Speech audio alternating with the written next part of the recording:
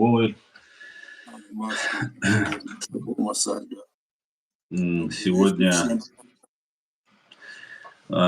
Сегодня 23 августа 2025 года, 19 часов 14 минут по Берлину, 20 часов 14 минут по городу Джохару. Друзья, сердечно всех приветствуем. Сегодняшний наш стрим называется «Россия и Иран разжигают войну на Кавказе». Стрим 151 на платформе открытого диалога информационно-аналитического центра Президиума правительства Чеченской Республики Ичкерия.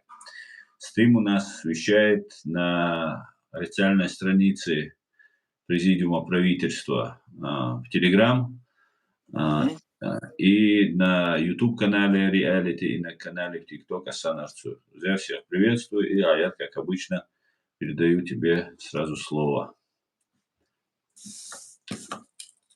Добрый вечер, дорогие друзья. Как вот Сан сказал, у нас сегодня очередной стрим. Как говорят, новостей много, но это повторяющиеся, потому что каждый день происходит все новое и новое. Название нашего стрима, повтори, Асан, как название? Россия и Иран разжигают войну на Кавказе. Вот из этого мы уже говорили с тобой. Здесь, конечно, России и Ирану угодно, чтобы туда, на Кавказ, на Южный Кавказ не вмешивалась, скажем, Запад, не вмешивался и не вмешивалась Америка. Они хотят там вот этот участок земли, центр земли захватить и постоянно его контролировать. Это задача, собственно говоря, это цель Кремля. Но он сейчас там теряет свои полномочия, теряет свои возможности. Это видно по тем всем делам, которые разворачивает господин Путин, который хочет восстановить свою империю. И здесь я так понимаю, что как бы то ни было, там будет сопротивление. Конечно, Иран будет противиться этому, конечно, будет противиться этому и Москва. И вместе там будут какие-то провокации совершать. И даже, они даже угрожали через своего этого Соловьева, что они чуть ли не захватят весь этот водную гладь напротив, скажем, Азербайджана, и что они захватят и ударят. В общем, такие намеки они делают. И в этом отношении здесь ситуация как бы, значит, напрягается. Но в то же время решение Трампа и пригласить этих двух лидеров Армении и Азербайджана, и то, что они намерены, значит, выдавить оттуда Путина, то есть Российскую империю, это очень положительный факт. Но, несмотря на это, как бы то ни было, они хотят, видимо, сейчас с Арменией подоговориться, потому что вот у меня есть там знакомые в Армении, так, с которыми, они достаточно высоких положений были одно время, но и сейчас они. И из их слов видно, что там ситуация в Армении не такая однозначная. То есть то, что они там вот подписали, как бы в этом Вашингтоне, это еще ничего не означает. Не то, что ничего не означает, это намерение, собственно говоря. Да? Меморандум. А теперь дальше что будет и как? Здесь против этого руководителя Армении, там они выдвигают разные обвинения, и вновь Путин заслал туда еще какого-то миллиардера, еще каких-то религиозов, и снова их там арестовали, и там идет большая вот такая вот, как говорится, напряженная ситуация, которую они не могут пока определиться. Видимо, это будет решать армянский народ, который понимает, что ситуация очень тяжелая. Они же знают, что такое Россия. Они знают, что такое империя. Тем более, это Ильхам Алиев, это знает хорошо он и его отец, который был в спецслужбах СССР, и это тоже это все прекрасно понимают. Они знают, что у них нет другого хода, свободно жить и развиваться, и не ходить на поклон к этому Путину или другим там диктаторам. И поэтому они хотят решить вопрос в целом, чтобы они могли там развиваться. Как это будет, какие будут там действия со стороны, скажем, Москвы, покажет время. Но это зависит, по-моему, это зависит от того, какая будет складываться ситуация в самой Украине. Как вот, если там как-то вот они договорятся, вот были встречи, мы знаем, в Америке, потом в Вашингтоне, вот тоже в Америке, конечно, потом были намерения создать специальную комиссию по обеспечению безопасности Украины, при остановлении войны. Путин даже предложил остановить, не приостановить, а заключить мир. Потом вот это все как бы договорились, туда, значит, летал дополнительно, или до этого летал туда этот Витков, посланник Путина, то есть Трампа Путину. И оттуда он привез какие-то известия. В общем, все это вместе суммировали они. И у них были очень хорошие намерения, когда они решили встретиться в Вашингтоне. В Вашингтоне они встретились, обговаривали все вопросы по тому плану, который был как бы обсужден встрече Виткова и встрече, которая была на Аляске.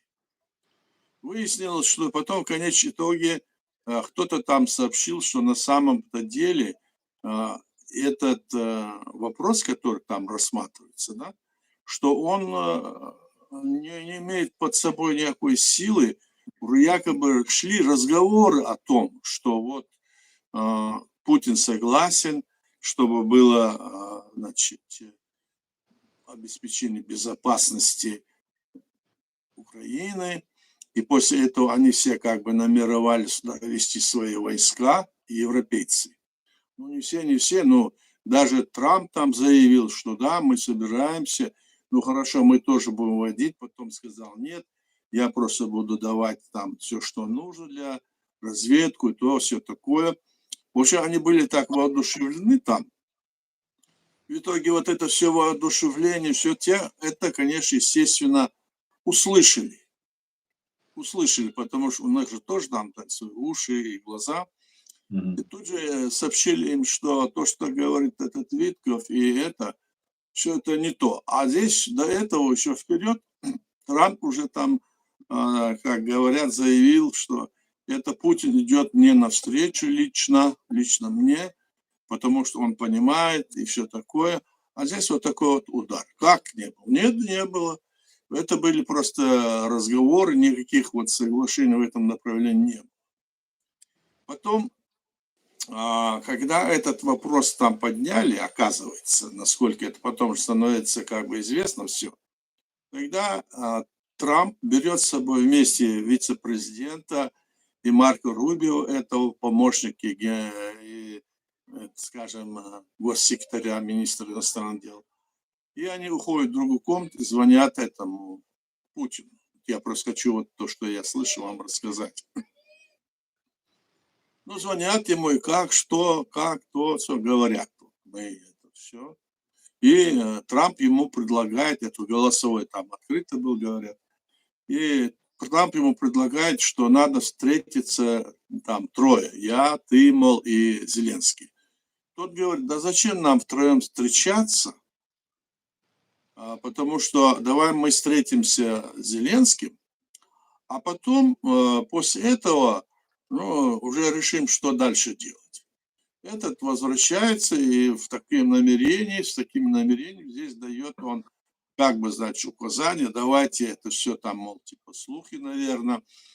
И вот министр иностранных дел Марко Рубио, госсекретарь, он и другим, он дает поручение, чтобы они разработали вот этот проект плана о обеспечении безопасности Украины.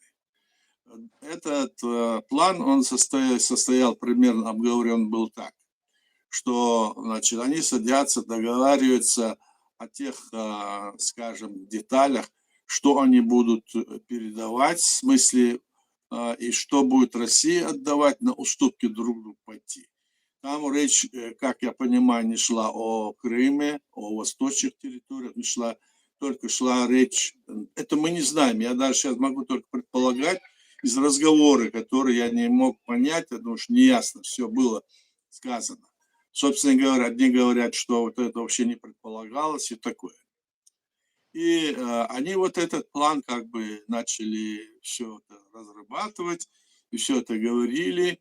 И потом здесь после этого 21-22, как раз после разговора, который состоялся у Трампа и Путина, который говорил, давай вот так, он этот делает самый мощный удар по Украине.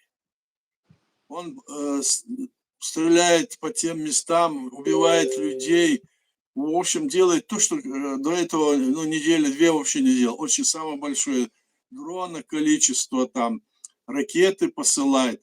Еще 2 ракеты послал на границе, вот город там, как назывался он, сейчас посмотрю, где-то написано, Мукачево, на границе с Чехословакией бывшей. Там, где уже 54-7 лет прошло, когда СССР там вторгся на эту территорию, помните, это было еще бытный Советский Союз, захватил эту территорию. Он туда, там рядом была, оказывается, какая-то фабрика американская по производству каких-то там, чайных приборов или что-то такое. Они ударили и туда, и там тоже взяли это, ранили людей, там, в общем, такая ситуация складывается. И этот оказался, в общем, невероятно для них, для всех, и все там собрались уж потом, и вот этот вопрос как бы обсуждают, и считают, что Путин что делает? Как будто плевок, не считается ни с Трампом, а здесь уже не считается и со самой Америкой, как бы. Но президент Трамп, он выдерживает как бы стойку еще пока, ничего не говорит. Хорошо, говорит, посмотрим, что будет. Вот неделя, там 10 дней мы дали, там посмотрим, что будет и как это развернется. Он объясняет. Получается, по всей этой логике, что все эти разговоры, переговоры, встречи там, для Путина это ничего не означает. Это просто он себе там как бы влазил, как говорится, на свет Божий, чтобы вот так вот было, и он не хочет это делать. Там, оказывается, еще появился этот известный фашист российский Дугин. Этот Дугин, видимо, там разработал, выступали, они там собирались между собой, говорили, и они выделили такую идею, русские. Вот Трамп сам хороший, а вокруг него теперь собрались вот эти консерваторы, вот эти демократы, еще другие. Все они все против нас, они хотят уничтожить нашу страну, а Трамп хорош, то есть царь хороший, а вот эти все бояре, они плохие. Для нас один выход, такое заключение там делается, они вроде бы, но нам необходимо захватить Украину. И ни шагу, мол, назад, вперед. То есть вот такая ситуация складывается, и потом Трампу задают вопросы, что же ты там вот так и вот так, как ты будешь. И одна женщина-корреспондент тоже задала вопрос, много вопросов, и он отвечает так вот неопределенно. Но мы посмотрим, мы посмотрим. И потом одной украинская, кажется, корреспондент, он задает вопрос, она, или можно и украинская, сейчас я точно не знаю, но было. Задает вопрос, как же так, вот вы вот это все вот это делаете, разве то, что делает Путин, не видно, вы не видите, разве это? И почему это происходит, спрашиваю. И он отвечает, вы знаете, дело в том, что, оказывается, и Путин, и Зеленский, они друг друга ненавидят. Их ненависть вот приводит к этому. И главное, вот, то есть получается, что Зеленский, президент Украины, который говорит, что мы готовы, значит, пойти на переговоры, сесть, обсудить все это и дальше, чтобы это все как-то, значит, остановить убийство людей. Трамп делает так, что и Зеленский, и Путин якобы оба не хотят сесть за стол переговоров. То есть как бы получается, Трамп, может быть, это делает какой-то такой ход хитрый, может быть, я так полагаю, чтобы сказать, чтобы еще не давить на Путина, еще дать какой-то ход для себя. Возможно, такое, знаете.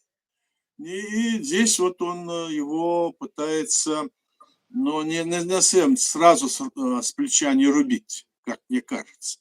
Я надеюсь, что Трамп все же все это видит прекрасно и понимает, но здесь вот заявление о том, что вот он, вы знаете, Игорь, что они ненавидят друг друга. И если бы они пришли к этому мнению, так, и сели бы за стол и решили вопрос, как договорил, как я им сказал, то это было бы хорошо.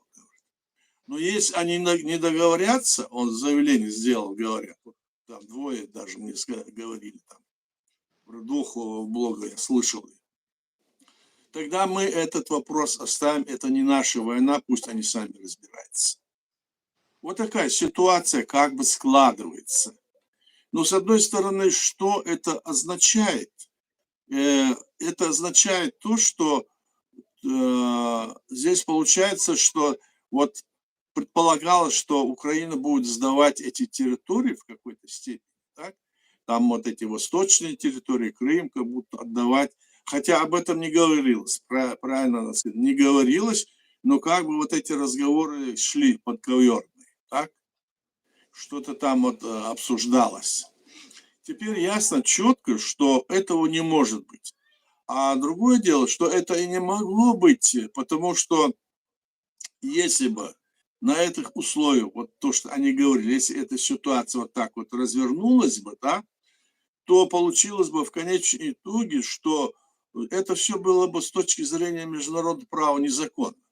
И если даже они подписали даже какой-то там договор, это было бы с юридической точки зрения не имеющий никакой силы. Это, ну, не имеющий никакой силы, не означающий никакое значение, которое в конечном итоге снова дал бы России возможность снова атаковать, сказав, что это, мол, незаконно, это не имеет сил. В то же время Путин там заявляет, теперь уже говорят, теперь он сказал Трампу так. Вы знаете, я готов сесть за стол переговоров. Нет проблем. Хоть с кем я сяду за стол переговоров, пусть будет даже и Зеленский, но он не легитимный.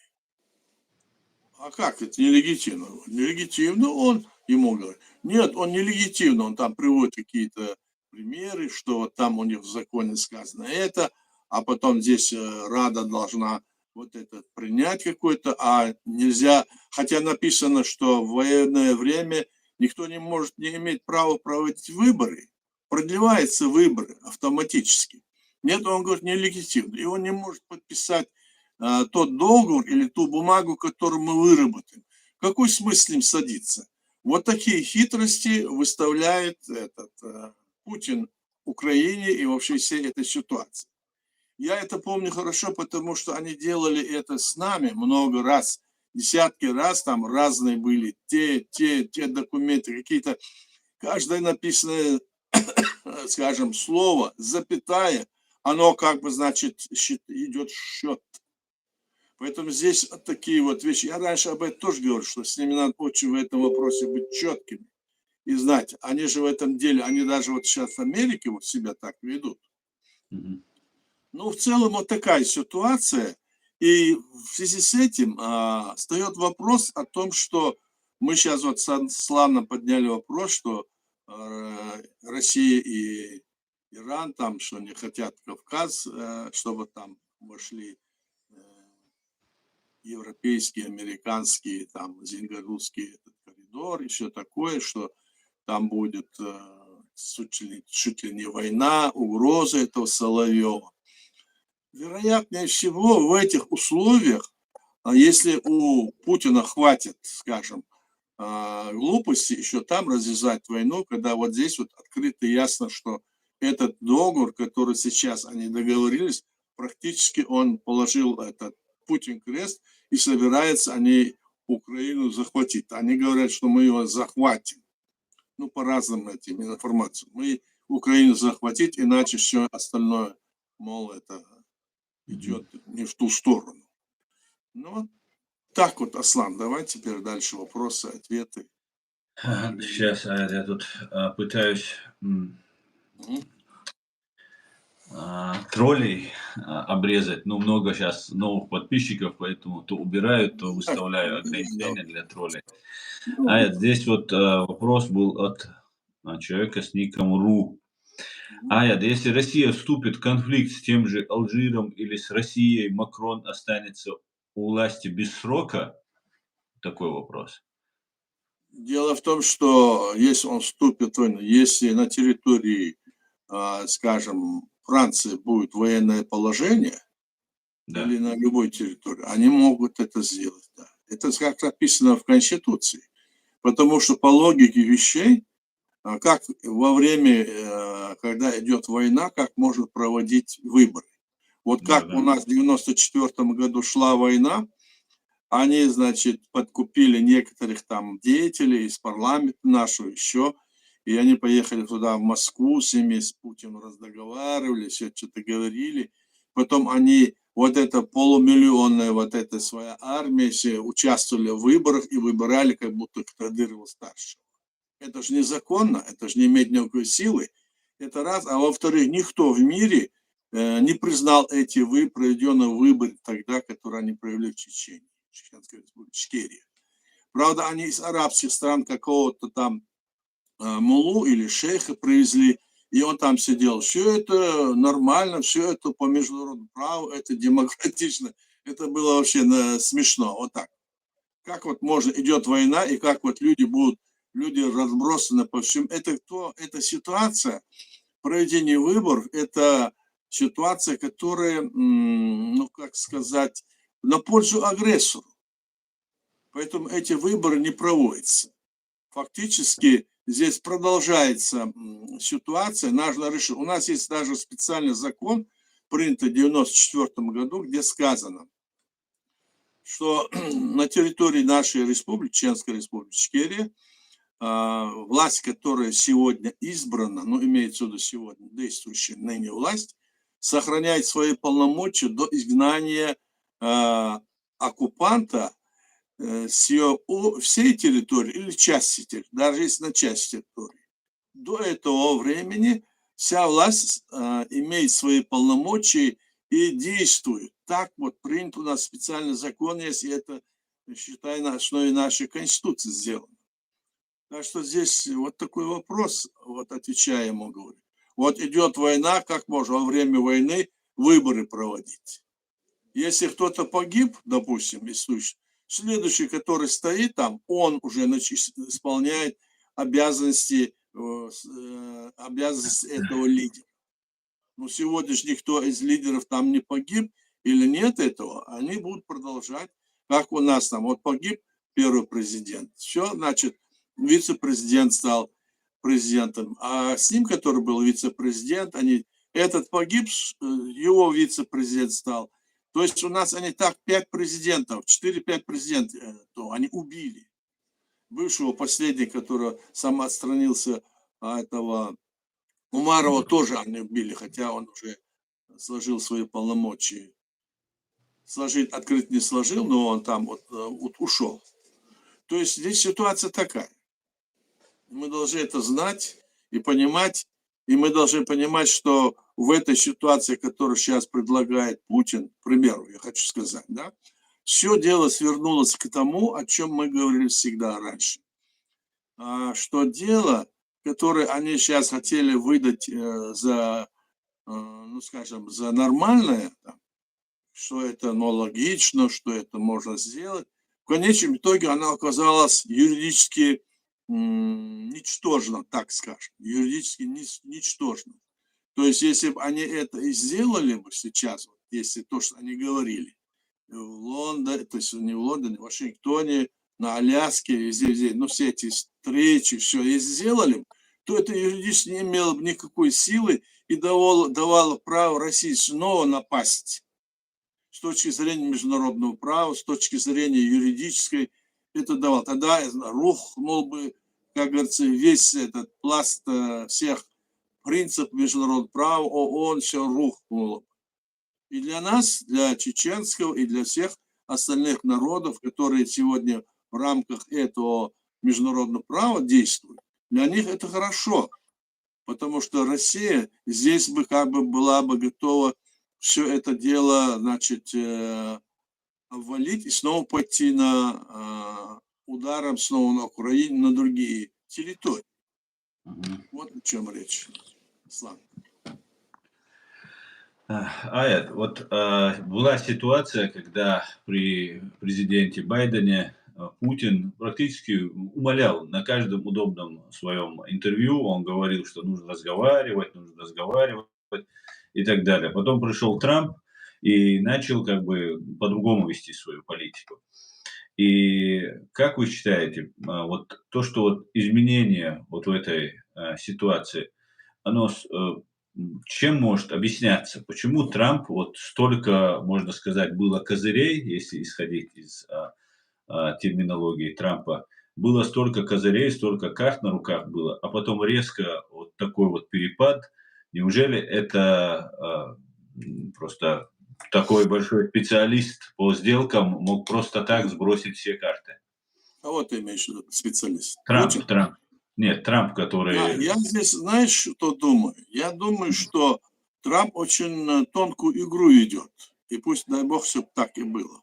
Он просто хочет его втянуть в эту, как бы, втянуть его туда, посадить и показать перед всем миром, что он здесь ничего не может сделать. Потому что если ты это сделаешь, ты все равно... А тот это чует, он же КБшник, но не удалось его втянуть, вот что мне кажется. Удалось или не удалось? Не удалось, потому что вот видишь, Путин как. Нет, он понял, что если, то есть он так бы останавливает все, эти все вводят туда войска, так? Они же, все эти страны вводят еще желающие, эти все вводят войска. И потом он, значит, тот план, который он нес по захвату всей Украины, у него рушится. Вот здесь вот это, по-моему, как говорится, фишка. А Поэтому почему не вводят? а? А почему не вводят сейчас, прямо вот сейчас? Что им мешает?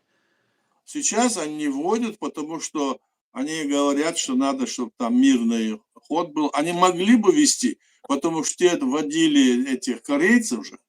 И в Могли бы Сирию вести. вводили. Да, Да. да. Но эти же не решаются. Вот в чем вопрос. Они Вот говорят, мы почему? ведем, если... Они говорят, мы ведем, если остановится война, если вот какой-то вы по обмену что-то допишете. Фактически это был такой вариант, когда бы они на чем-то договорились, да, обменять что-то. Эти Мгм. ввели войска, и эту территорию, которую ввели бы войска, уже Россия ничего не могла бы сделать. И эти дали бы Украине и оружие, и то она окрепла бы, восстановилась бы. А те территории Украина не могла бы признать, как она акт капитуляции не стала бы подписывать и не могла. И тогда этот ход был какой-то вот, значит, продуман для того, чтобы Путина как бы сдвинуть. Но он, видишь, как свою имперскую линию не снимает. И Дугин говорит, здесь ситуация такая, что Трамп, он хороший, они не хотят Трампа совсем, чтобы развернулся против него. Он сам хороший, а это его окружение. И консерваторы, и демократы, они все объединились это делать. Вот такой выделал Дугин, говорят, вот эту линию. Да. Понимаешь? Вот здесь Ну, вот так можно рассматривать это все. ну, сейчас, наблюдая за этими разными российскими фашистами, Дугином, там, другим, третьим, я вижу, что они откровенно просто смеются, говорят, Америка их испугалась, у Трампа под его вот этим Трамп Тауэр находится бомбоубежище, они знают, что такое угроза нацеливания ядерной вот этой российской и советской триады, там, таких вот, и всего остального. Ну, да. Да, ну, они говорят, что он испугался. Ну, а чего он будет пугаться? Он не может испугаться. Но, Единственное, что он может, если, допустим, Трамп на каком-то крючке, они там не испугался, а якобы он на каком-то крючке у них. Вот в чем вопрос. Потому что но они хотят что-то... и так это или нет, непонятно пока. По крайней мере, мне кажется, что Трамп пока вот не влазит в эту, как говорится, ситуацию полностью. Но если он решается сделать то или другое, одни говорят, что он такой хочет премию Нобелевскую получить, другие это всякую чушь несут. Ну, зачем ему эта Нобелевская премия? На черт она, он президент. Что они несут какую-то разговоры как непонятные? С моей точки зрения так, понимаешь? Чтобы он испугался, чего он испугал? Если он может, его что-то расстреляют, убьют, что ли, или у них есть что-нибудь такое вот ударить в России. Они попробуют только что-нибудь сунуть, так они сразу сами все погибнут. И это руководство России, я имею в виду. Ну, я да-да. так полагаю, это предполагаю, у них есть такие возможности. А Ну, здесь, мне кажется, здесь более тонкая игра, вынудит, как говорится, змею вытащит ее из норы. Он ее пытается вытянуть, эту змею, и потом ее там схватить, я так думаю. И не мгм. военным путем, а давлением вот этим. Давай, говорит. И, может быть, дать ему какой-то ход, дать ему гарантии, ему безопасности самому. И тогда уже он будет просить безопасность себе и своему окружению или семье. Ну, в общем, вот такая ситуация. Каждый ход, который делает Трамп, во-первых, когда вот смотришь их экспертов, они абсолютно уверенно, как бы отметают, говорят: "Это все уловка, ложь, обман". И после этого обязательно то удар какой-то по Украине, то удар по американской вот этому заводу, фабрике, который был нанесен.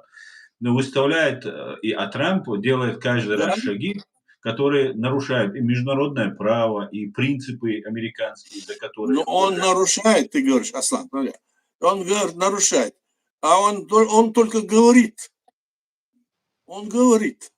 А где он специально взял вот так вот и принял такое вот? Наверное, есть какие-то нарушения, но что по принципиальному, где он захватил вот эти острова, где он эту Канаду взял, где он то, он делает поблажки или, значит, этому Путину, я так полагаю, все хочет этого гада значит, вытащить из этой норы, вытащить и сказать ему, я так полагаю, потому что не вижу ничего другого сейчас. Я могу ошибаться, но это один из вариантов. Вот что я хочу сказать. Люди, конечно, его говорят, нет, не так. Все умничают. Кого не послушаешь, все умные, все знают. А что у него в голове, никто не знает. Да, он делает ошибки. Он живой человек же, Трамп. Он может не только он, все ошибались. Мы все пока живые ошибаемся. Мы ошибаться будем, когда умрем. А сейчас все мы вот так. Не такое вот видит. Дай Бог, чтобы было Ясно. все так, как надо. И я к чему хотел сказать еще, что это для нас, для, скажем, народов бывшего Советского Союза, для, значит, тех, которые сегодня являются частью насильно втянутой в 91 году и оккупированных территорий Грузии, нашей республики. Это хорошо в этом смысле, что мы возвращаемся в лоно, как говорится, международного права, о чем постоянно не говорили, игнорировали как будто. А мы с тобой все время говорили про это международное право и это все. Вот оно. Теперь они смотрят и говорят, вот так, это говорят, то, что вы принимаете, это будет ничтожно юридически. Поэтому они Да. там хорошо это понимают в Москве. Там же эти шакалы сидят и знают, что это такое. Потом, что будет. Ну ладно, Мгм. давай.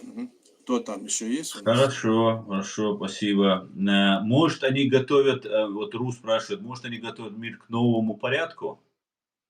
Ну, если мир, как они могут мир к новому порядку? Порядок должен быть сейчас, стоит вопрос, или диктаторский режим будет в мире, или будет продолжаться укрепление, скажем, демократических принципов, как принято в 91 году. Если диктатор, значит, во главе сядут эти все те диктаторы, которые десятилетиями сидят во главе, там Китай, Северная Корея, ну, скажем, вот эти арабские некоторые страны, но Россия, Беларусь, ну, вот эти все они, чтобы вот это укрепилось, а и во всех остальных странах пришли бы какие-то диктаторы и постоянно будут сидеть десятилетиями. Вот борьба за это идет. Может, они готовят, а что они могут изменить, о чем они могут договориться? Вот эти две системы, эти две линии. Вот да, демократия – это такая система, которая не решает все вопросы, не все решает. Но главное, что она решает, это власть избирается народом. И народ по политическим мотивам не сажается в тюрьму. Как вот в России сколько в тюрьме сидят больше по политическим мотивам, а хватает и сажает. Здесь только за экономические там преступления, еще какие-нибудь там, ну только так, но по политическим мотивам не сажают. И народ имеет право избирать себе власть каждые 4 или 5 лет. Вот в чем отличается. И здесь уже народ, плох он или хорош, не думает, обманывает его этот народ, но все равно это же для народа лучше, нежели там будет сидеть какой-то диктатор. Вот в Конечно. этом смысле и свобода слова, и другое, при всех тяжелых этих ситуациях и при методах, которые есть на Западе или там, или в других демократических странах, это лучше, чем эти диктаторы. Мгм. Ну, это я свою точку зрения говорю. Но я Конечно. думаю, есть и те, которые согласны со мной тоже. Мгм.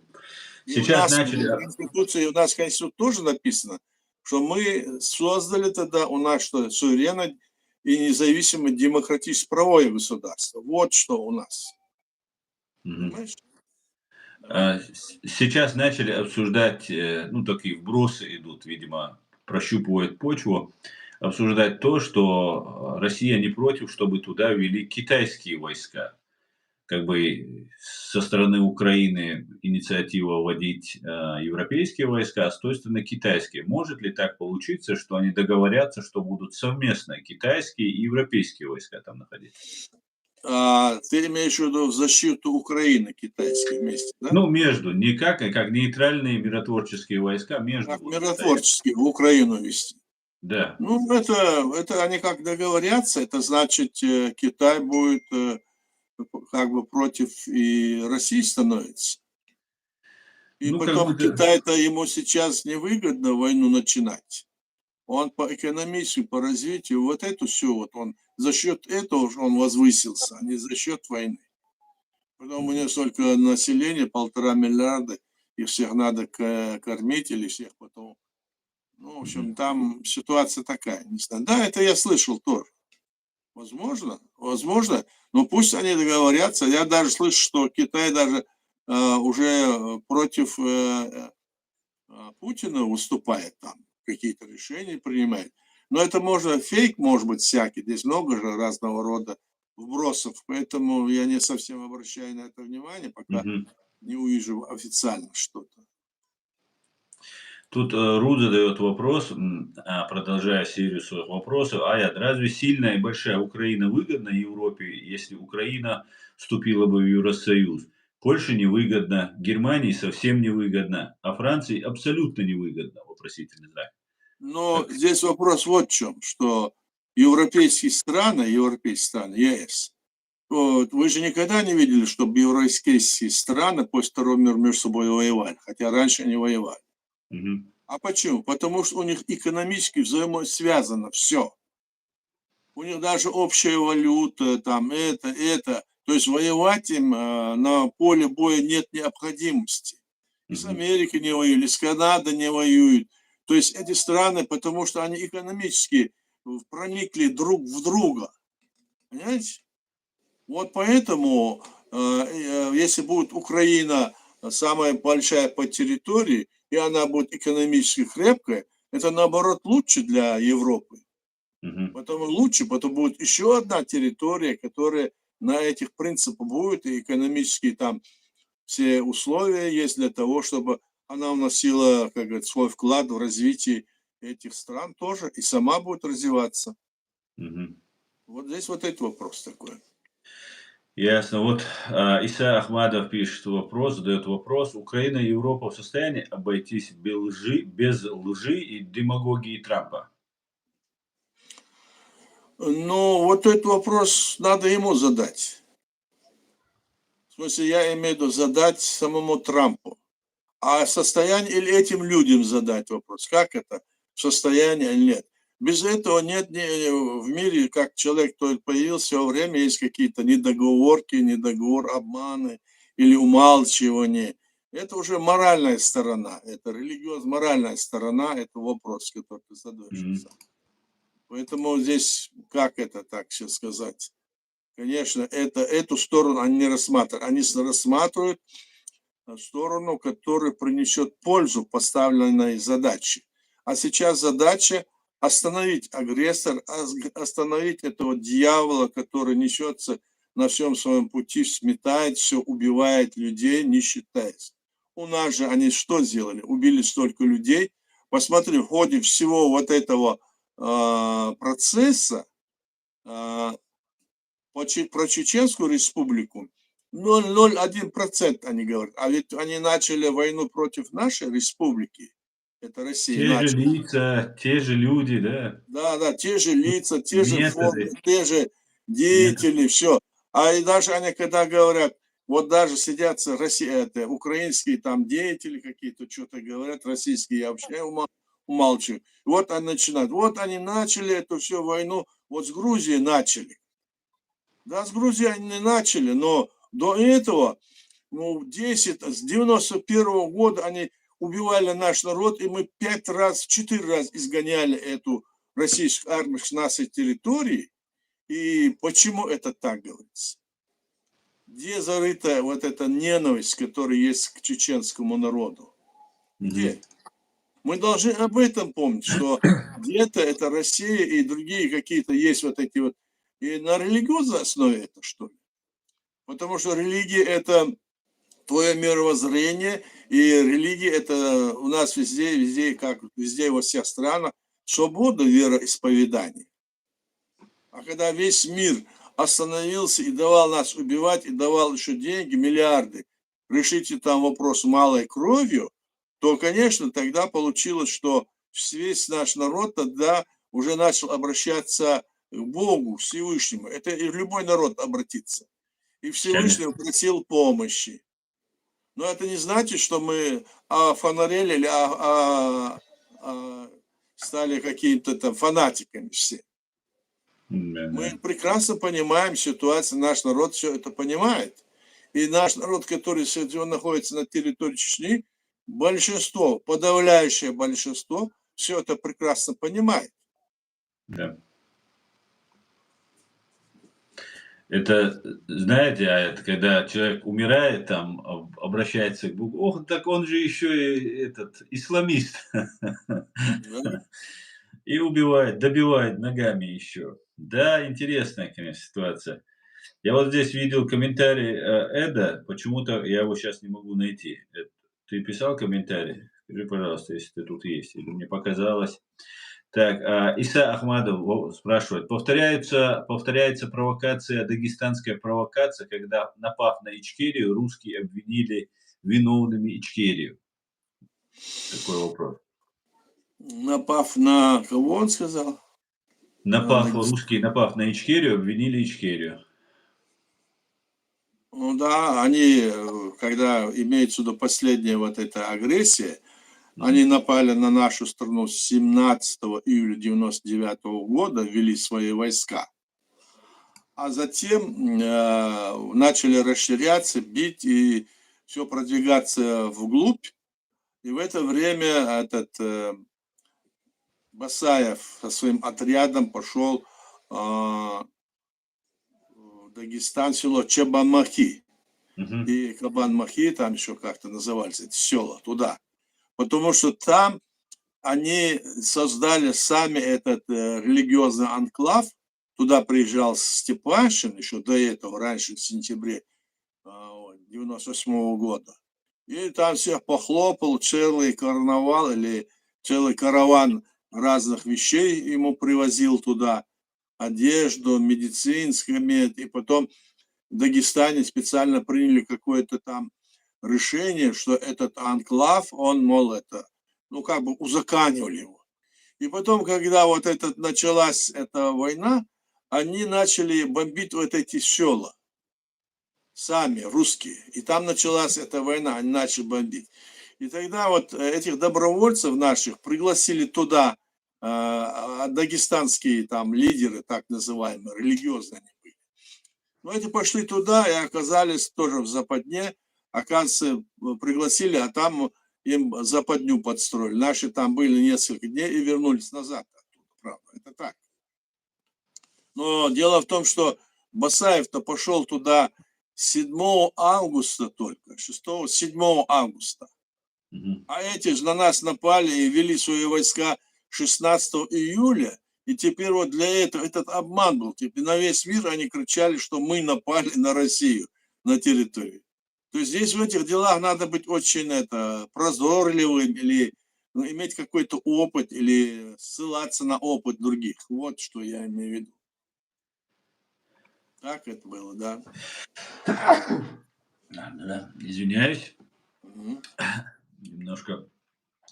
Вот здесь мы как раз обсуждали тему, и Баланетка пишет по поводу китайских войск, которые теоретически могли бы ввести в Украину. Китайские войска натренируются в Украине и нападут на Тайвань. Может такое быть? Конечно, может быть. Но у них есть специальный договор между Тайванем и Америкой, что они, если они нападут, то они сразу вступят в бой, американцы. То есть нападение на Тайвань, это будет считаться нападением на Америку. И именно это сейчас хотел сделать Трамп. Вот заключив договор с этим, так, с Путиным, а он понял, что если это так, и потом еще вести туда войска, а эти территории, которые он захватил, допустим, до сих пор, пока оставить, не давая по международному праву, по закону, там их никто не признавал, ни Америка, никто не признавала захват этих восточных территорий и Крыма. Вот они хотели вот такой, по-моему, план провести. Поняв это, Путин дал, как говорится, заднюю. Вот если мы дадим заднюю, если мы даем заднюю, говорила вот эта корреспондент русская. Как ее. Ага, спасибо. Вот здесь Осман пишет: на границе Азербайджана и России напряженная обстановка. В Дербенте, Дагестан, это подтасовывают азербайджанцев, якобы диверсанты. Это скоро вспыхнет. Давайте на эту тему тоже обсудим. Наш стрим сегодня именно так называется. Это очень важная для нас тема, не менее важная, чем Украина. И вспыхивает второй конфликт, который, может быть, даже будет единственным. Из Украины могут вывести войска, подтянуть их к тому же Кавказу, против Азербайджана и так далее. Особенно если сейчас договорятся. И там, ну, что там может быть? Ведь там этот Ильхам Алиев заявил, что он уже запросил уже столько самолетов, бомб, снарядов набрал. Вокруг еще тысячи солдат набрал. Я здесь сижу, давай сюда. Типа я шучу, конечно. И я думаю, что эти угрозы, которые делает там Россия ему, и попытка сейчас Армению снова, значит, к себе расположить, это у него не пройдет, потому что и там Европа, и Америка, тем более Трамп там, как говорится, их пригласил, они туда не сунутся, потому что у них сейчас, как говорю, вот этот план уже не прошел, который они могли бы освободиться от войны в Украине, который предлагал Трамп. Так если не прошел, он туда свои силы бросит, мы думаем, или нет? Там какие-то провокации будут, и могут быть, и продолжаться будут. Потому что агентура там российская есть и в этом Дагестане, сколько хочешь, и в Азербайджане. Они это будут делать, да. Но чтобы они начали вот эту полномасштабную туда войну по захвату, я в это пока что мало верю. Мгм. Но пока об этом как бы и речи нет на самом деле, но все Да, равно, смотрите, на границе с Азербайджаном прозревают лезгины. Обычно я уже обратил давно внимание на это, когда они что-то хотят замутить, они на моем канале, задавая мне вопросы, тоже прощупывают, не только мне, наверное, ну, прощупывают почву. И про Лезгинистан такой есть, такое образование, раньше да, был. извини, это, Аслан. Лезгины живут половина на В территории Азербайджане, Дагестана, а половина на территории этого. Они все да, время хотели вот эту территорию обозначить и единой стать. Это я помню, что они да, приезжали к нам. Так что там не на границе они живут, а как бы там они вместе. да, И они даже и там, эти и все тут живут. азербайджанцы там заявляют, что они все лезгины. Там вот такую теорию я тоже слышал. Ага. Знаешь? И, ну, вот сейчас вот эта тема начинается снова подниматься, этот вопрос начинают снова актуализировать. И мы видим, что некоторые люди, не то чтобы они хотят освободиться, да, помните, как, когда война была против, Грузии и Абхазии, вот Абхазии и Грузии, когда конфликт возник, который раздула Россия с одной стороны, с другой стороны Шеварднадзе, КГБшник. Кстати говоря, Алиев тоже как бы из этой же школы. И получается такая ситуация, что лезгины не говорят о независимом государстве, они хотят независимости. Они говорят, мы будем воевать за наши земли против Азербайджана, но в составе России. То есть они из Азербайджана хотят стать холопами России. Вот, Это, я знаю этих людей, даже их очень высоко поставленный, который был человек один, он мгм, даже был в вооруженных силах, по-моему, он был даже летчик, как и наш президент, так. И там речь шла не о том, что они хотят, они просто хотят эти территории, они за то, чтобы создать свое государство в целом, лезгины. Но они, конечно, хотят, чтобы эти территории, которые на территории Азербайджана и на территории Дагестана, как бы единой стать страной. Хотят они. Они мгм. тогда хотели, что в 91 году, но так вот получилось. Может быть, их могут, вот как ты говоришь сейчас, использовать провокацию такую Вот сделать. об этом я и Да, хотел как раз сказать. да, да. Вот, значит, да, вот, если они сейчас вот эту ситуацию нагнетают, разогревают, а, могут быть теракты, могут быть объявления какой-то независимости, потом Россия, как Абхазию, Южную Осетию, так называемую, тоже как бы дает им какие-то полномочия и начать раскачивать ситуацию. Как вы Ну, считаете, тогда? Мгм. это, как говорится, хлебом не корми. Они сами это знают. Это русские, они же эту провокацию могут делать. Они у нас как это делали. Да. Пытались, нам хорошо известно это, чем они занимались и как они это делали. Хорошо Мгм. знаем. Так что И это, конечно, нет, это не только там. Они будут это делать везде. Везде, по всему. Если им удастся. Вот ты там говорил, что они хотят все три республики объединить, ага, и что-то там делать, и все такое. Но это все наши предположения, твои и мои ага, предположения. Мы сейчас не можем ничего говорить. Мы можем говорить только о том, что ситуация очень напряженная, так? И что действительно Россия вот в данный момент отказалась от того, что сама она обещала, даже Трампу. Она согласилась, все это, все. Потом, когда все это он взял и ударил, представь себе, совсем не считается. А Трамп все равно не сдается, так кажется мне. Ну, он, видимо, будет сейчас действия, какие-то действия будет предпринимать. Ну, посмотрим. Потому что идет информация с одной стороны, он так сказал, он всяк сказал, он так. Будем по делам смотреть, по делам, что будет делать. По делам.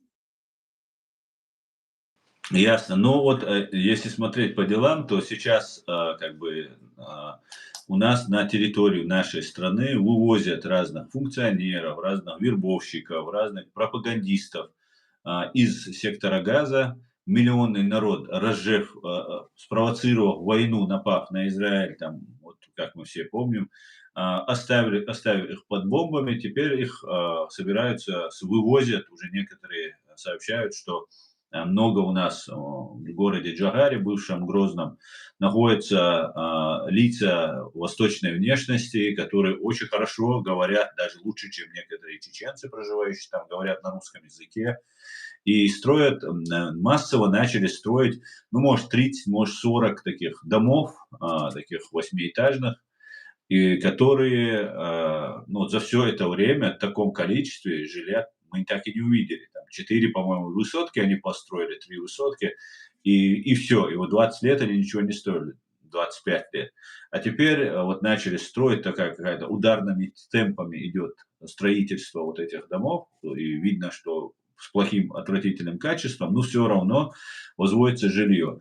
И, скорее всего, как мы и предупреждали, может получиться так, что все это, начавшись там борьбы лезгин за свободу и независимость или за присоединение к России, потом может перерасти в религиозную войну, где просто будут систематические теракты в Армении, в Азербайджане, там какие-то нападения.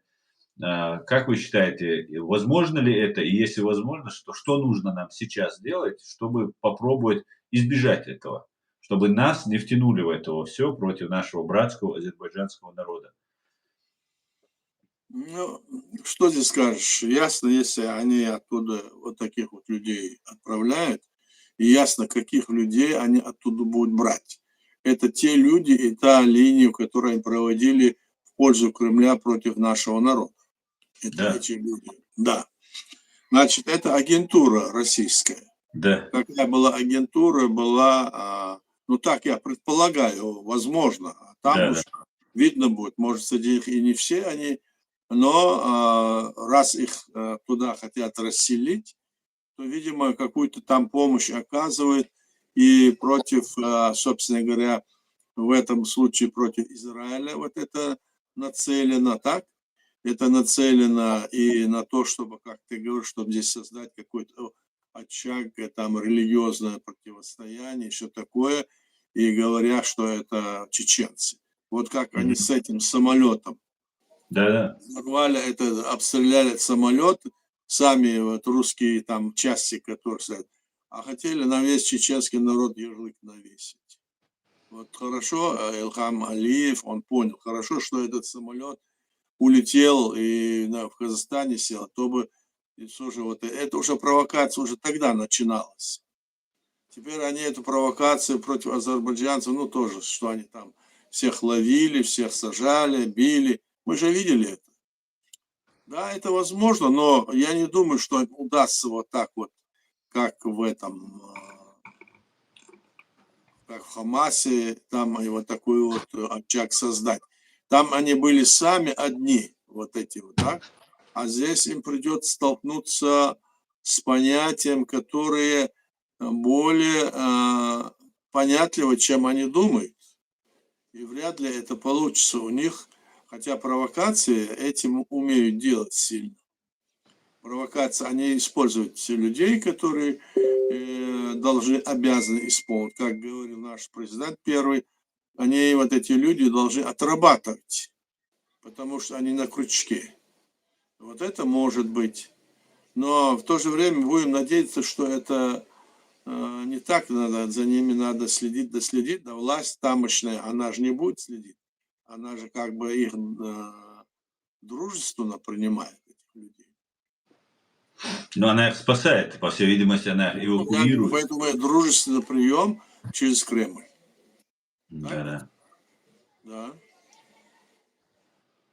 Ну, если этот сценарий будет развиваться, как нам, что нам сделать? Потому что наш народ, который находится в заложниках, бесправные, мы даже, вот комментарии, вот я положил видео, выложил видео, обращение к азербайджанцам, ну, 500 комментариев мне сразу люди написали.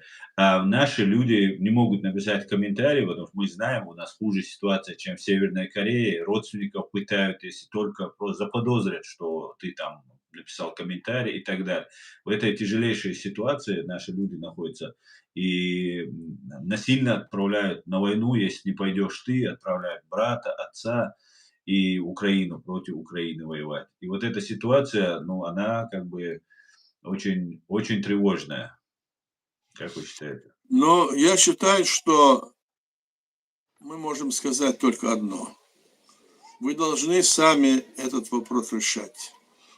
Я вот скажу вот себе такой момент, когда в 96-м году это было, поход отряда Радуева в Первомайск был, Да. и они пошли туда, где в Первомайске находился вертолетный полк. Оттуда вылетали вертолеты и били по нашим городам, селам, людей убивали оттуда. Да. Так вот, когда они пришли туда, то какой-то там, ну, наверное, узнали они, и весь этот свой полк переместили в другое место, русские. И они оказались там в осаде. То есть, а те там как бы ожидали. И весь наш полк, наши люди, которые пошли туда вместе с этим Радуем во главе, они уже оттуда выбраться могли, им сделали, вокруг них сделали 3 круга. Во-первых, войсковой, потом КГБ, ФСБшный, потом МВДшный. 3 круга, 3 кольца. И они не могли оттуда выйти, и потом они звонили и говорили, в этой ситуации, когда вся армейская и другая вот эта войски были там захвачены, вот они находились в обороне. И этот Радуев позвонил и сказал, ну все они слушали, что вот смотрите, вот такая ситуация, нам нужна помощь. Он намекал на то, что мы должны прийти и там вот туда прийти воевать. То есть мы бы и могли бы туда организовать, может быть, что-то, да, но мы как раз бы попали бы, людей все попали в лапы этой армии, которая все окружила.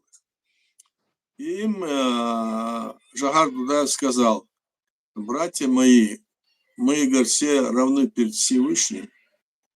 Теперь у вас есть только одна возможность обратиться к Всевышнему и держаться, ни шагу назад. Так они обратились, как говорится, в душах к Всевышнему и нашли выход из этого положения. Они прошли все 3 этих их круга, да, и захватили целый блокпосты российских военных, захватили, и пришли, и вырвались, и потом эти все министры, которые были в России, и МВД, и КГБ, и всех Ельцин своим указом снял. Так что мы можем сказать нашим там людям, которые есть, вы должны сейчас сами смотреть, что происходит там. Вы лучше видите, чем мы, но мы не должны поддаваться вот этой провокации, мы должны понимать и должны быть в этом ответе очень чуткими. Спасибо, Аят. Аят, у нас между нами и азербайджанцами очень много хороших страниц нашей истории. Это и взаимная взаимовыручка, когда наши бойцы, в том числе Шамиль Басаев, помогали азербайджанской армии, азербайджанскому народу воевать на Горном Карабахе. Также, когда у нас была вторая широкомасштабная вот эта русская агрессия против нас, тогда азербайджанцы принимали наших бойцов, принимали наших беженцев, хотя были, конечно, и Алиев выдавал наших бойцов, такое тоже было, к сожалению, но, в принципе, с народом у нас только хорошие ассоциации, только хорошее мы видели от азербайджанцев. Вот в этой ситуации сейчас ваш президиум правительства, Алла Дудаева очень много общается, выкладывает видео Дудаева, где комментарии, перевод на азербайджанском языке. слов Джохара Дудаева. Очень много она делает, работает в этом направлении. И вы, я знаю, очень много тесно общались с азербайджанцами, дружите сейчас, до сих пор общаетесь с разными азербайджанцами. Какая у нас ситуация? Как может в этой ситуации сегодня, когда уже России боятся ни Алиеву, ни Пашиняну, уже не надо, уже как бы выбор сделан, так сказать. Какая есть или может быть работа в направлении, чтобы установить какие-нибудь там государственные отношения, признание нашей страны, как это сделала Украина, например, или Грузия? Есть в этом подвижки или же надежда на то, что можно заниматься, чтобы мы могли теперь, когда азербайджанцам нужна будет помощь, оказать эту помощь всячески, как мы сможем. Но, как ты сам сказал, эта работа идет, и эта работа не такая простая. Даже вот эти Балтийские республики, да, Мгм. они, которые там наш первый президент служил, они тоже не смогли это сделать. Они Мгм. смотрят на свою, так сказать, ситуацию, Мгм. хотя они в целом, вот, да, Азербайджан на наших людей принимал, народ их нас поддерживал, на нашей стороне был. И Мгм. многие возможности именно через Азербайджан и Грузию мы могли что-то делать. И гуманитарная помощь только оттуда шла. Потом со всех других сторон Россия блокировала. И если она видела это, забирала себе. Да, это есть. Что мы сейчас можем говорить? Мы можем быть на их стороне, мы хорошо понимаем, что какая ситуация Азербайджана. Мгм. Они вначале, вот там вот сидит министр, то есть это президент это Ильхан Алиев, и они эту всю ситуацию лучше, чем мы, знают, которые есть в этой КГБшной России. Это же КГБшная Россия, считайте, да? Да. Спецслужбы, они знают хорошо, и поэтому, когда вообще решили прогнуть саму страну и сам народ азербайджанский, вот Ильхан Алиев, он жестко выступил, и он, конечно, не рассчитывает на то, что воевать с ними, нападать на них, нет. Но если Мгм. будут нападать на них, они будут защищаться, это они к этому готовятся и готовы. Но мы знаем, что было бы, конечно, сейчас вот ситуация складывается не в пользу того, что Россия может иметь свободные руки, чтобы туда нападать. Потому что сейчас, то, что мы сейчас говорили с тобой, ситуация такая, что они нацелились на полный захват самой Украины полностью. То есть они раскрыли карты, как говорится. Им нужна вся Украина. А если эти зайдут туда и вокруг войска свои посадят, так вот, западные страны, то это его не удовлетворяет, и он поэтому отказался от этого. Хотя вначале, видимо, хотел это сделать. Давайте, а что они войдут в войска, еще пропишут это все, как вы, да, и еще не просто так они договорились, там проект был, что все страны, которые будут в этом участвовать, во всех странах они должны принять специальные законы по Украине. Вот что было. То есть эти страны, в любом случае, если в Польше, в других странах, везде, Франции, везде законом это было затверждено, если на Украину нападет там Россия, скажем, или Мгм. другая страна, что они вступят в бой и будут участвовать. А это не меньше, не хуже, чем, скажем, вступить в НАТО. Вот чего они испугались. И здесь вот такая ситуация, и поэтому я говорю, руки для этой войны или возможность для этой войны, чтобы на Азербайджан туда нападать, у России, с моей точки зрения, сейчас нет. Но провокации самым, Провокация. самым, сказать, гнусным образом они будут делать, это ясно. Чтобы внутри стравить, это сделать, как они нам это столкнули на религиозной основе, то, что они сделали в конечном итоге, сослали нам вот этих своих друзей из арабского мира, которые друзья у них сидят там, руководители, да, и они там нам другую религию подсовывали.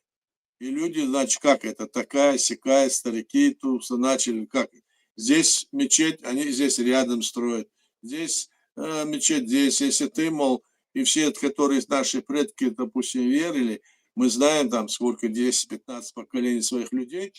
Оказывается, они были еретики, они неверующие были, а это все, а эти новые пришли. И вот на этой основе им легко удалось вот этот вопрос внутреннего столкновения сделать, не столько захватить. Они даже тогда подняли вопрос, что лучше русские, чем эти. Вот так вот старики уже Да, начали. да. Довели уже И ситуацию вот до такую такого. провокацию могут сделать и там. Но в каждом случае это, как говорится, по-своему у каждого, знаешь, это вот такая Мгм. уникальная ситуация. Слава. Вот недавно, как вы вначале сказали, в Америке был подписан договор о намерениях, как меморандум, как это было, вот когда Украина фактически передавала ядерное оружие под контроль Советского Союза, уже новой России, между Арменией и Азербайджаном в Ну, Вашингтоне при посредничестве Дональда Трампа, который громогласно заявил, что он миротворец и еще очередную войну остановил, что по факту, можно это тоже признать за ним. Но сейчас, когда может возникнуть такая ситуация, как вы считаете, Соединенные Штаты ведут свои войска, помогут Армении и Азербайджану избежать вот этой эскалации? Ведь с юга припирает Иран, который, кстати, очень недоволен тем, что Зангезурский коридор может попасть под контроль Соединенных Штатов, и с севера через Дагестан напирает, будет напирать Россия. да, здесь, что они войска ведут, это маловероятно, войска, но они могут оказывать помощь. Еще и у Азербайджана в друзьях находятся и другие страны, соседи там. Кстати, Израиль будет помогать, скорее всего, так? Потому что они какие-то имеют отношения дружеские. Там, ну и другие страны Европы тоже, конечно, будут помогать в этой ситуации. Так думаю я. Ну а что они войска ведут туда и будут запнуться, да, это вопрос уже решают они сами. Они будут делать, смотреть по обстановке, по ситуации в любом случае. Я так думаю. Мгм. Ну что, Ясно, друзья. давай. Мгм. Да, Давай. друзья, напоминаю вам, у нас идет стрим на официальной странице Президиума правительства в Телеграм, правительство ЧРИ, Чеченской Республики Ичкерия, также в YouTube и в TikTok. Вы можете задавать вопросы, я их буду зачитывать. С нами сопредседатель Президиума правительства Чеченской Республики Ичкерия Аят Идигов. Вы можете задавать. Это человек, который ближайший соратник Джохара Дудаева, стоял у истоков нашего государства. Поэтому мы специально проводим прямые эфиры, показать доступность нашу, открытость, коммуницировать с людьми. Поэтому задавайте вопросы. Азербайджанцы, армяне, я смотрю, вас сегодня много здесь. Задавайте вопросы, принимайте участие и давайте вместе искать решение проблем или же возможных проблем, которые нам может империя российская снова создать. Так.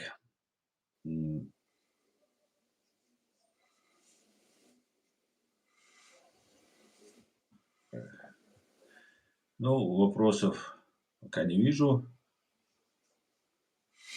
Ну, если нет вопросов, что сделаешь? Иран, вот здесь Алекс пишет, что Иран недоволен тем, что с территории Азербайджана бил Израиль. Вот когда сейчас была атака на Иран, когда разбомбили их атомную вот эту всю инфраструктуру и так далее. Как вы считаете, Иран будет вторгаться, если, например, Россия не осмелится, то у Ирана же, в принципе, очень пока много резервных войск, которые практически нигде не участвуют, но и еще они получили такую хорошую оплеуху, и как-то нужно восстанавливать репутацию, и как внутри страны, так и, наверное, в мире. Ну, я не знаю, будут или нет. У Ирана, президентом Ирана избран, ты знаешь, сам азербайджанец.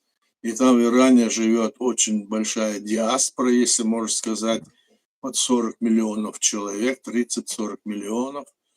Так что это может вопрос такой. Будут ли они вместе, тем более, как ты говоришь, они столкнулись с Америкой, которые вот бомбили их. Им до этого вряд ли этот коридор, конечно, для них, он бы был бы для них лучше, если бы он не стал бы работать, так? Мгм. А этот коридор может обеспечить ситуацию, как вот я слышал, для самой Армении, для Азербайджана. Они могут спокойно развиваться, экономически как-то становиться на ноги, и Турция здесь подключится. Хотя Армения, она не очень-то и в это верит, наверное, но все равно другого хода нет. А если уже действует в рамках, как говорится, каких-то договоренностей, то другого исхода нет, надо здесь как-то вот подключаться. Вот если Америка подключилась, европейские страны, и с Азербайджаном вот обговорить этот договор, который они сделают, не только по этому коридору, а в целом, он бы принес, наверное, пользу какую-нибудь для того, чтобы снова не убивать там людей. И притом те люди, которые там находятся, скажем, армяне, которые вышли из Карабаха, как будто бы этот Алиев заявил, что, пожалуйста, возвращайтесь все назад, где вы жили. То есть он приглашал их назад, вот я это тоже слышал. И, ну и другие вопросы, правда, не все, но, может быть, какая-то часть вернется и в Карабах, те, которые там жили. Ну, посмотрим, как говорится, судить будем по делам, а намерения, какие после этого бывают, когда вот это случится, мы можем по опыту только рассуждать сейчас, Мгм. который есть у нас. Да, спасибо, Аят. Вот здесь Фердинанд пишет на сегодняшнее мое обращение. Салам алейкум, смотрел ваше обращение. Обратите внимание, даже тут идут провокации, как вы говорили. Дай Бог всем нам кавказской мудрости. Да, Фердинанд, абсолютно точно. Это только начало. У нас, вы просто, наверное, в первый раз на нашем канале. У нас эти тролли, они здесь прописаны. Это просто... И самое интересное, наш канал, вот YouTube-канал, запрещен на территории фашистской России. Но как только начинается стрим, еще не успевает никто из наших нормальных зрителей, наших сторонников написать комментарии, они здесь орудуют, просто только так. Поэтому я знаю, о чем говорю. Вот помните, когда был, я сегодня это сказал в своем обращении к азербайджанцам, и помните, когда они пытались сбить самолет над Грозным, над Джахаром, городом Джахаром, бывшим Грозным. И тогда моментально, вот, еще не успел самолет, тогда он пропал с радара, и, по-моему, пару часов он летел, или сколько-то, может быть, минут, летел через Каспийское море, вот, пока он не упал в Казахстане. И сразу же начался вброс, якобы азербайджанцы начали говорить, это чеченцы сделали, чеченцы начали говорить, и уже потом и после, это тоже продолжалось какое-то время, но потом затихло это все. Вот как вы считаете, вот то, что они вот наводят смуту, они эту смуту проводили между нами, ингушами, тоже просто на ровном месте, как будто ингуши, как будто чеченцы. Это такое у них мощное оружие информационное. Как вы считаете, как вести нам, всем людям, которые смотрят, и они так умеют задеть, так умеют поддеть, что даже сторонний наблюдатель втягивается в эти распри, конфликты и тоже начинает писать, там что-то говорить. Как себя вести, что делать? Посоветуйте. Ну, что посоветовать? Надо самим знать, как себя вести. Как говорится, если знал бы, что упаду, подложил под себя солома. Здесь Мгм. надо здесь понимать, что это провокация. И провокация обычно бывает со стороны каких-нибудь бандитов или со стороны власти, то есть враждебной власти. Ведь народы между собой никогда не воюют. Эти все войны организовывают власти в той или иной стране. Так что здесь самим надо знать, и что они могут